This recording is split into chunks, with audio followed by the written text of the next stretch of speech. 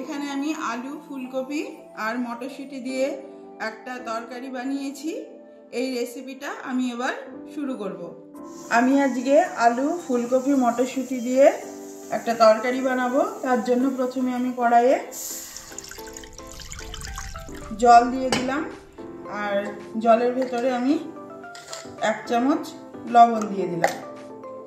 এবার আমি এই ফুলকপিগুলোকে জলের মধ্যে দিয়ে দেব।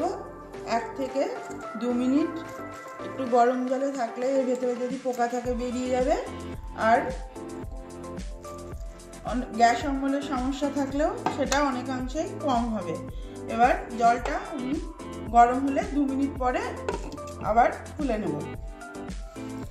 এবার আমি ঢাকনাটা খুলে ফুলকপিটা আমি তুলে নেব। খুব বেশি ফোটানো যাবে না, তাহলে ফুলকপিগুলো গলে যাবে।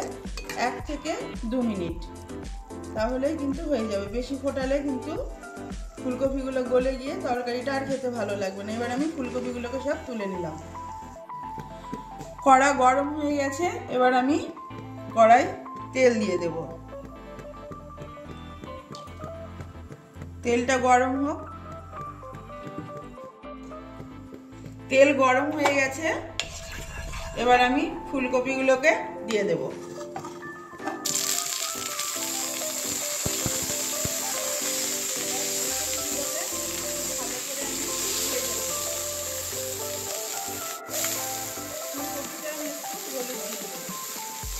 অল্প সামান্য হলুদ দিয়ে দেব। এবার আমি ফুলকপিগুলোকে ভালো করে ভেজে নেব। ফুলকপিগুলো যে খুব সুন্দর করে আমি ভেজে নিয়েছি, যে এইরকম লাল লাল করে ভেজে নিয়েছি। এবার আমি ফুলকপিগুলোকে তুলে নেব। এই কড়াতেই আমি আবার তেল দিয়ে দেব। দিয়ে এবার আমি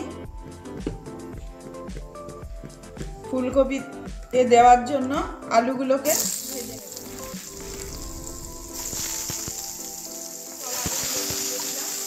এবার আমি সামান্য পরিমাণ 1 চামচেরও কম একটু হলুদ গুঁড়ো দিয়ে দিলাম। এবার ভালো করে নাড়িয়ে নেব, এগুলো ভেজে নেব। আমি একটা পেস্ট বানিয়ে নেব। এখানে নিয়েছি আমি গোটা জিরা, এটা আপনারাও গুঁড়ো জিরাও দিতে পারেন। আর এখানে রেখেছি আমি কয়েক কোয়া রসুন, কাঁচা বাদাম, পেঁয়াজ কুচি, একটা বড় সাইজের পেঁয়াজ কুচি, আর এখানে আদা রেখেছি, আর এখানে আছে টমেটো। এটা আমি পেস্ট করে নেব। পেস্টটা আমি বানিয়ে নিয়েছি সব রকম মশলা দিয়ে। আলুগুলো ভাজা হয়ে গেছে খুব সুন্দর করে। এই যে এইরকম করে আমি লাল লাল করে আলুগুলোকে ভেজে নিয়েছি, এই যে এইরকম ভাবে। এবার আলুগুলোকে আমি তুলে নেব।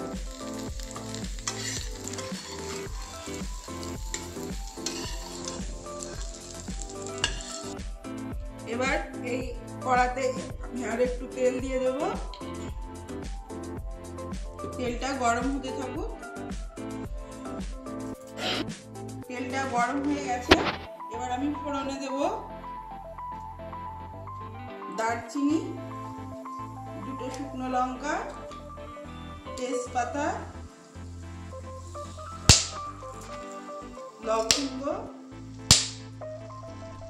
এলাচ,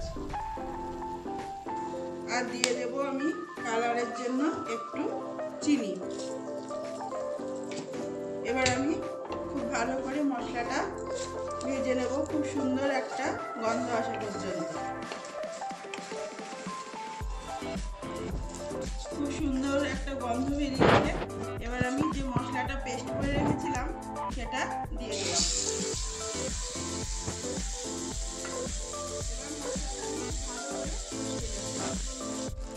আমি এবার এখানে কিছু গুঁড়ো মশলা দিয়ে দেব। 1/2 চামচ ধনিয়া গুঁড়ো, 1/2 চামচ লঙ্কার গুঁড়ো। আমি এখনো কোনো লঙ্কার ব্যবহার করিনি, এই জন্য 1/2 চামচ লঙ্কার গুঁড়ো দিয়ে দিলাম। আর দেব কাশ্মীরি লঙ্কার গুঁড়ো। এতে কালারটা খুব সুন্দর আসবে, এই জন্য আমি কাশ্মীরি লঙ্কার গুঁড়ো দিলাম। এটা চাইলে আপনারা স্কিপও করতে পারেন। এবার মশলাটাকে আমি খুব ভালোভাবে নাড়িয়ে কষিয়ে নেব। এবার আমি হলুদ গুঁড়ো দিয়ে দিলাম। এবার খুব ভালো করে মশলাটা আমি কষাতে থাকবো। মশলাটা আমার খুব ভালোভাবে কষানো হয়ে গেছে, ছেড়ে দিয়েছে। এবার আমি মটরশুঁটিগুলোকে দিয়ে দেব। মটরশুঁটিগুলোকে এর সঙ্গে নাড়িয়ে নিয়ে এবার আমি আলু আর ফুলকপি ভাজা যে আলু ফুলকপি করে রেখেছিলাম সেটা একে একে দিয়ে দেব।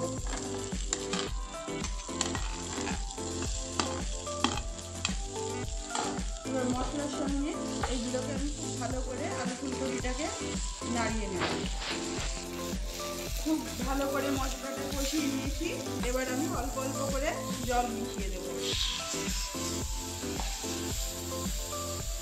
এই আলু ফুলকপি তরকারিটা আপনারা বাসন্তী পোলাও, ফ্রাইড রাইস, রুটি, লুচি, পরোটা সব কিছুর সঙ্গেই খেতে পারবেন। এবার আমি পরিমাণ মতো গরম জল দিয়ে দেবো। আপনারা চেষ্টা করবেন জলটা গরম দেওয়ার জন্য, তাহলে তরকারির টেস্টটা কিন্তু অনেক গুণেই বেড়ে যায়। যে যেমন ঝোল পছন্দ করেন সেইভাবে জলটা দিয়ে দেবেন। এবার আমি ঢাকনা দিয়ে দেব।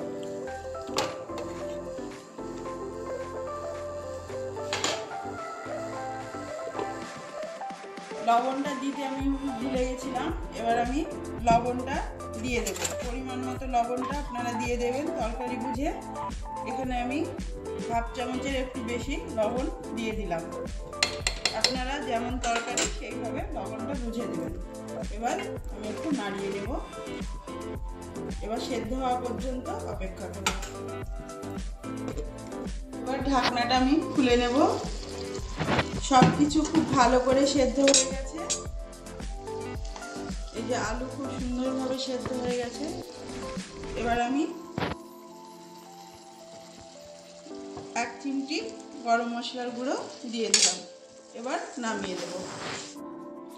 এই যে বন্ধুরা, আমার আলু ফুলকপি মটরশুঁটি দিয়ে তরকারি হয়ে গেছে। যদি আমার এই রেসিপিটা আপনার ভালো লেগে থাকে তাহলে অবশ্যই একটা লাইক, শেয়ার, কমেন্টস এবং সাবস্ক্রাইবের অনুরোধ রইল।